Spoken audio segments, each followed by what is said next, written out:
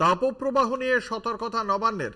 দক্ষিণবঙ্গের একাধিক জেলায় তাপপ্রবাহের সতর্কতা রয়েছে। তারই ভিত্তিতে একটি জরুরি বৈঠক ডাকা হয়েছে মুখ্য সচিবের পক্ষ থেকে, এমনটাই জানতে পারা যাচ্ছে। আপনারা জানেন আজকেই তাপমাত্রা যথেষ্টই চড়ে গিয়েছে। আলিপুর আবহাওয়া দপ্তরের পক্ষ থেকে জানানো হয়েছে যে ইতিমধ্যে এই তাপপ্রবাহ থাকবে, ফলে সেই পূর্বাভাসকে মাথায় রেখেই প্রশাসনিক কি কি পদক্ষেপ নেওয়া জরুরি তা জানতেই এই বিশেষ বৈঠক।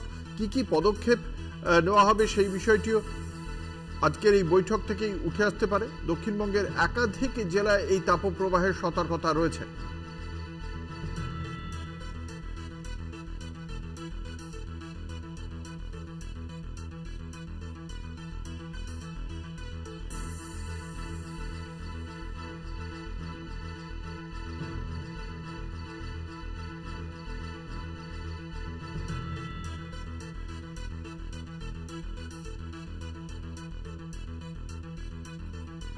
আমাদের সঙ্গে রয়েছেন আমাদের বিশেষ প্রতিনিধি দীপ্তিমান ভট্টাচার্য।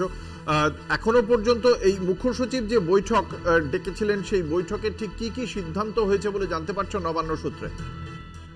একেবারে দেখো, যেটা জানানো হচ্ছে এখন নবান্নে আজকে কিন্তু জরুরি বৈঠক ডেকেছিলেন মুখ্য সচিব, এবং সেই বৈঠকে সব জেলা শাসকদের সঙ্গে একটাই কথা বলা হয়েছে যে সমস্যা হওয়ার পর নয়, কোথায় কোথায় সমস্যা হতে পারে, কোথায় কোথায় জলকষ্ট হতে পারে, কোন কোন এরিয়াগুলোকে সেগুলো পার্সোনাল ভিজিট করে সেগুলোকে যেন চিহ্নিত করা হয়, এবং সেই চিহ্নিত করার পর কিন্তু সেই জায়গাগুলোতে আগে থেকে যাতে পানীয় জলের ব্যবস্থা করা হয় এবং সেখানে যাতে পানীয় জল পৌঁছে যায় ঠিক সময়, সেদিকে যাতে নজর দেওয়া হয়।